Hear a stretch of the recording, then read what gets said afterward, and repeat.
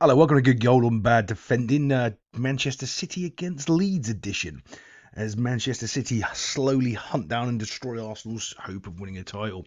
So here we are looking at a ball that gets played out wide here. Standard sort of Man City build up. Ball goes out here though. 1, 2, 3, 4, 5. Okay, is that solid? Yeah, that's not bad. But you can see the next line isn't really there.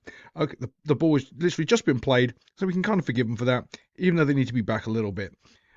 I'm coming on to this because it's something I talk about all the time when defending the box. Okay, we'll move the game on a little bit. Let's have a little bit of a look. Ball goes out wide. Bump. Oh no, not there. But there. So we've 1v1 with his defender. Good. He's got a good pressure on, and it looks like that's doing a solid line there. Look, you can even see that guy's manhandling Haaland, which is, yeah, good luck because the guy's a monster. Everything looks good, right? Yeah, looks quite good. Guy doesn't need to beat him, but then this is the problem. The amount of times I talk about all you have to do is stand in this area here when defending. Someone on your team must always be stood here, whether it's a corner, go like all the time. Go back and look at my other videos, you'll see how many times I'm talking about this spot. Normally though, when I'm drawing it, I draw it as a square and I do it kind of like that. Actually, yeah, like that. Well, actually not that far. That's a rubbish example of what I mean and why I mean it. Because you want about that space there, but not too far past the D. You don't want to be up this high, and you don't want to be deeper than that, because then you're on the penalty spot. But that's kind of the area that you always want to be stood. Look how much space is there. Okay, yeah, they've done a good job, but then what's happened is the midfield's also dropped as well, because they've tracked all the runners that's come in, and it's opened up this massive gap here. And genuinely, sometimes I say to some of my players, don't bother marking that player, mark that space there, because the ball just has them. Just this wonderful skill somehow of finding this pocket of space that's right there all the time. And there we go. There it is. Perfect. Ball into this space. And look, he's given him a channel to score. Everyone's over here. It's perfect. Absolutely perfect. Ball comes in. Bump. Goal. It's a great goal. Is it bad defending? Yeah, because from my point of view, I would always have somebody standing there in that spot. But that's more bad midfield play than bad defending. So, I mean, playing with the back five, that probably exposes the midfield a little bit more. So, yeah, it's Man City carved them apart. And I'm going to harp on about this because the next goal Man City score is an identical carbon copy with nobody stood in that space that I've just, was explaining. Here we go. Exact same type of build-up play. The ball goes back out wide again. Out over to the wee man. He's getting closed down. This guy's doing a good job. And when I said this guy beat him, right? Well, actually, he didn't beat him. You've got to understand this like difference. You don't have to beat a player to beat a player. Well, that sounds stupid. Yeah, I know, it's football. Everything's backwards sometimes. You say a thing and it doesn't mean a thing. So to beat him, he goes near and he goes behind him and he's beating him.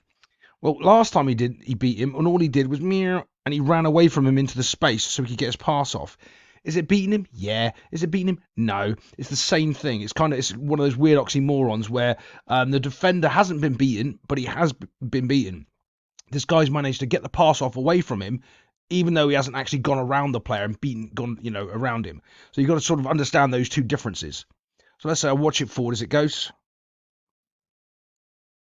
You see, he does the same thing. He doesn't beat the player, but he beats the player. He gets his pass off. He makes that little separation of space. As we can see again, all the midfielders have come in too deep. But again, see, they're marking. So they think, oh, I'm doing the right job. I'm doing the right job. But there's nobody here in this space again. Nobody in that space. I might do a little sort of montage of every time I said this. Cut it out and stick it in. Right, so let's watch what happens as it goes forward. Takes a touch this time, because now, unlike last time, there was a massive alleyway for him to score on. It's not on this time. They've closed it, so they're a little bit tighter. Someone's got out to close the ball and pressure him a little bit better. Last time he scored in this corner. He goes the other way this time. Sells the keeper. Puts it in the goal. Great goal, but it's a complete and utter carbon copy. The same mistakes happen on both of them. The midfielders track their runners coming in. They completely negate the space on the outside of the box, and that's what happens. Leeds do get one little goal back in their fight for survival in the Prem. I think they're gone, to be honest. They're in my camp to be gone down. But I want to show you this little bit of a header here. So this is how the goal starts. He's defending the header here, but even though he's defended it, he hasn't actually done a good job on it, which is interesting. Does it bump, and it goes into just this melee here. The problem with that is, obviously, there's no one in control of the ball. Has he cleared his lines? Yeah, but when you're playing bad teams, they're most likely just to knock it back. And you're having a bit of a game of header tennis. And sometimes one of the last things you want to do is get into a little sort of, knock a back and forth of the ball, because all it takes is one of your defenders to make a slip or a mistake, and the ball's in the back of the net. Guess what happens? Ball goes back.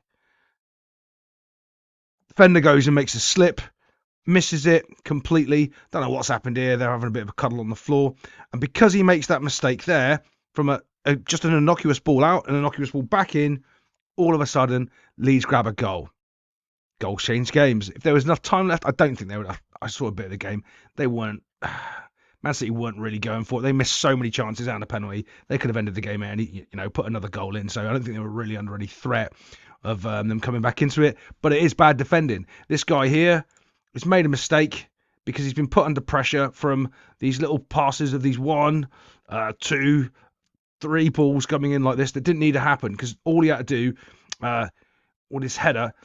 Okay, this is what I mean. Well, when that first header came, yeah, he cleared it, but he cleared it back into this space, and I wanted to clear it out this way.